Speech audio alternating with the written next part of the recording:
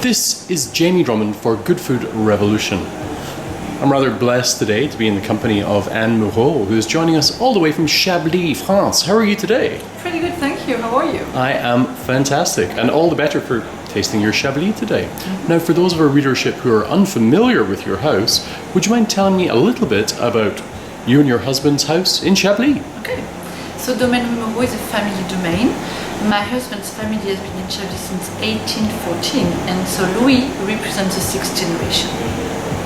And you yourself work in an ambassadorial role for the winery? Actually, I take care of part of the export business, but I do also the PR, and I'm also involved within the Bourgogne Wine Board as the Vice President for the Commission of Communication.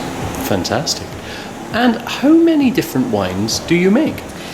We own parcels within the four levels of the appellation, meaning Petit Chablis, Chablis, three different premier crus that are Voligno, Vaillon, which is more famous I would say, and also Les Fourneaux. And then we own parcels within four of the Grand Crus, Les Clos, Valmure, Blanchot, Vaudésir, and we are lucky enough to be the owner of a parcel called Clos des Hospices, that is a family monopoly within Les Clos. Fantastic. Now, I always think of Chablis as being one of the classic white wines of the world.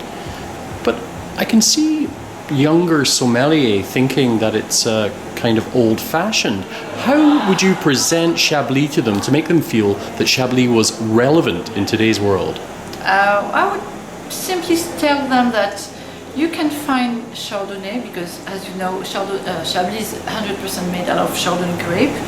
So I will tell them that you can find Chardonnay all over the world, but that's only in Chablis that you will find this unique, fresh, crispy, elegant and refined Chablis style wine. You were saying that Chablis has changed over the decades. Would you mind expanding upon that a little?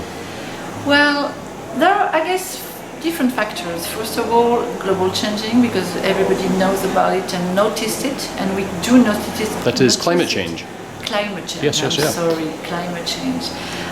But also the fact that the vines are getting old, so they gave maybe lower yield, but much more concentration in the aromas and in the juices, and also much more improvement in terms of farming, vineyard farming, and also within the vinification process.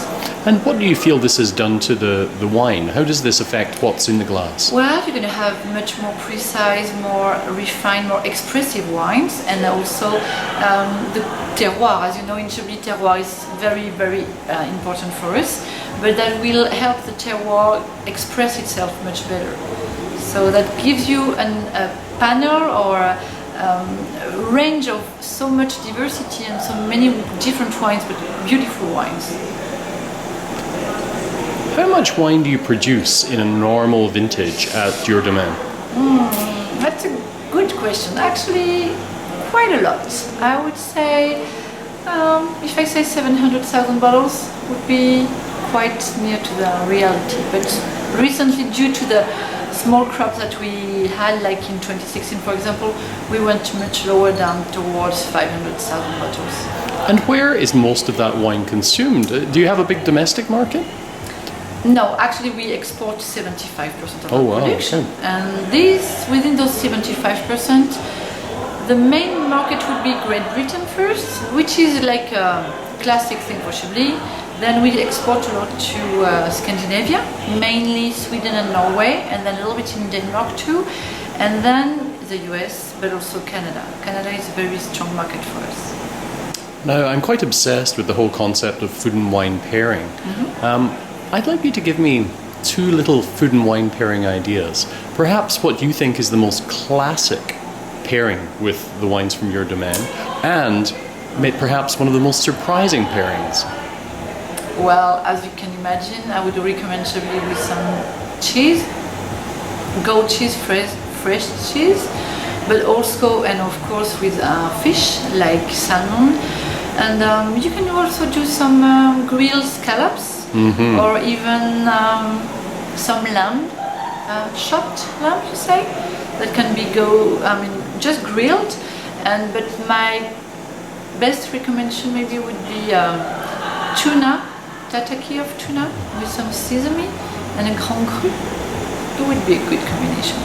I didn't have any lunch today, so I'm getting very hungry. I guess one final question would be for you. What does Chablis mean to you? Very succinctly, what is it that makes Chablis so singular? For me, Chablis is just freshness, crispiness, elegance, and that's something that makes your palate alive and gives you, again, this kind of zesty and pops up, good of energy, I would say. And it's always a nice start to a good meal, and especially if you share it with friends. So no, it's always a happy thing. So you're making me both hungry and thirsty. Anne, thank you very much for joining us at Good Food Revolution today. Well, thank you too. Bye for now. Cheers.